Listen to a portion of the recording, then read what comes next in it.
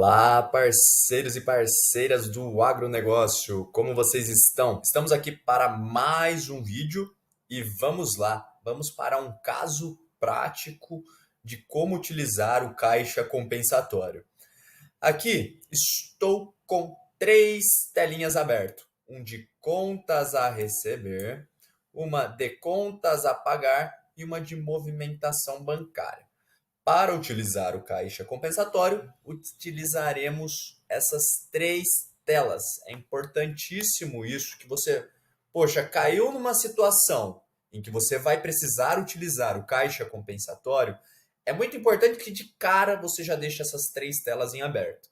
Uma com contas a pagar, uma de contas a receber e uma a telinha da movimentação bancária, que eu vou mostrar uma coisa muito importante que vai ajudar vocês, inclusive, a não errar mais lançamentos relacionados à caixa compensatória. Vamos lá, o que, que eu tenho aqui, né? Qual que é o caso aqui? A gente tem uma venda de sorgo em que foi vendido lá, né? Está mapeado em nota fiscal que essa venda é de R$ 21.500. Gente, aqui só exemplo, tá? Mas vamos lá. R$ 21.500.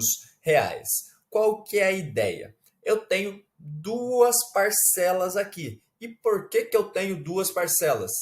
Uma é a quantidade de dinheiro que eu vou receber em caixa, que é esses 21.300, e abaixo exatamente os R$ 200 da diferença aqui dos 21.500, que eu estou cadastrando aqui, mas ele não necessariamente vai entrar no meu caixa, certo? Qual que é a premissa aqui? Uma vez que eu vou utilizar o caixa compensatório, qual que é a ideia? Eu quero mapear esses R$ 200 como fundo rural. Ele vai aparecer na minha dedução de receita e, justamente por isso, eu tenho que ter ele cadastrado aqui também dentro da minha estrutura do contas a pagar. Então, qual que é a ideia? Uma vez que eu tenho, de fato, uma receita bruta aqui de 21.500, reparem que os dois planos de contas são a venda de sorgo, eu tenho a perninha lá dos R$ 200 também no contas a pagar. Qual que é o lance aqui? Eu vou dar a baixa nesses R$ 200 aqui no contas a receber como caixa compensatório e lá no contas a pagar eu também darei a baixa desses R$ 200 no caixa compensatório. E vamos fazer a seguinte continha. Tenho R$ 200 de entrada e uma saída de R$ 200. Pensando aqui no líquido, 200 positivo com 200 negativo, matou. É igual um efeito zero. Ou seja, eu não vou computar saldo remanescente dentro dessa conta aqui do caixa compensatório. E é justamente o que eu quero mostrar para vocês aqui na tela de movimentação bancária. Se eu entro aqui, né, na movimentação bancária em controle de saldos, o que, que eu tenho aqui? Justamente o caixa compensatório, né, mostrando um saldo de zero. Antes de usar o caixa compensatório, eu recomendo que vocês visualizem essa tela para ver se de fato ele está com um saldo real igual a zero, que significa o quê? Que você, mesmo que tenha usado ele anteriormente, você fez uma entrada e uma saída exatamente no mesmo valor. Então, justamente por conta disso, você pode fazer novos lançamentos, desde que sempre esta conta aqui seja igual a zero.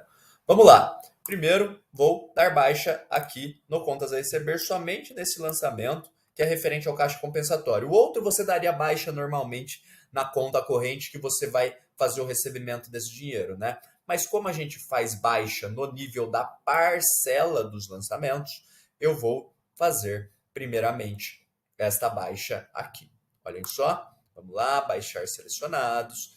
Eu tenho aqui já mapeado que eu vou fazer no caixa compensatório e, pumba, vou salvá-lo. Reparem que, se eu for agora no controle de saldo, vou rebobinar a fita aqui, né? Vocês vão ver que ele está com um saldo remanescente de R$ 200. Isso não pode acontecer. O certo, a regra é caixa compensatório fica com saldo igual a zero sempre. entradas e saídas exatamente no mesmo valor para que o saldo líquido aqui da conta seja igual a zero, certo? Por isso que você não pode ir lá no contas a pagar e simplesmente fazer a baixa do fundo rural. Porque o que vai acontecer? Mesmo que você só dê a baixa no fundo rural, mesmo que no caixa compensatório, esse caixa vai acumulando um saldo negativo, o que não faz sentido. Eu tenho que fazer a contrapartida dele, né, exatamente o mesmo valor, dentro da estrutura do contas a receber, para que esse saldo seja zero. Olhem só, eu vou fazer a baixa agora na estrutura do contas a pagar para vocês conseguirem verificar que o saldo lá vai ficar igual a zero. Vamos lá? Vou baixar aqui. Agora sim, né? Eu estou com o plano de conta Fundo Rural aqui na minha estrutura do contas a pagar e vou salvar essa baixa. Olhem só, baixado e lançamento aqui também. E vou voltar ali para a tela de movimentação bancária e, olhem só, saldo igual a zero. Ou seja, para usar o Fundo Rural de maneira muito resumida, né? O que a gente precisa fazer?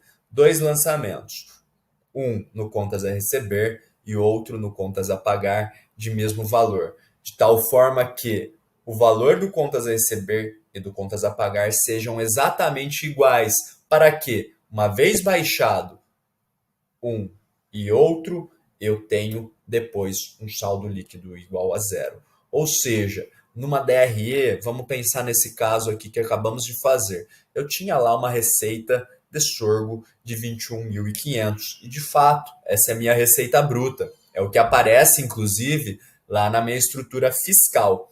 Entretanto, eu tenho uma dedução da minha receita bruta de venda, em que desses 21.500, R$ 200 foram destinados ao Fundo Rural. Ou seja, dentro da minha DRE ficaria certinho 21.500 na estrutura de receita bruta e menos R$ 200 na minha estrutura de dedução de receita. Logo, minha receita líquida é 21.300. Ou seja, é o número que eu recebi de fato na minha conta corrente. E reparem que dessa maneira fica totalmente mapeado esses lançamentos, mesmo que eu só tenha recebido em minha conta os R$ 21.300. Eu tenho, na verdade, receita bruta 21.500 menos fundo rural de R$ 200, logo 21.300 minha receita líquida, e eu consigo visualizar o relatório dessa forma. Certinho, gente? Agradeço a atenção de vocês. Conag, sempre em frente.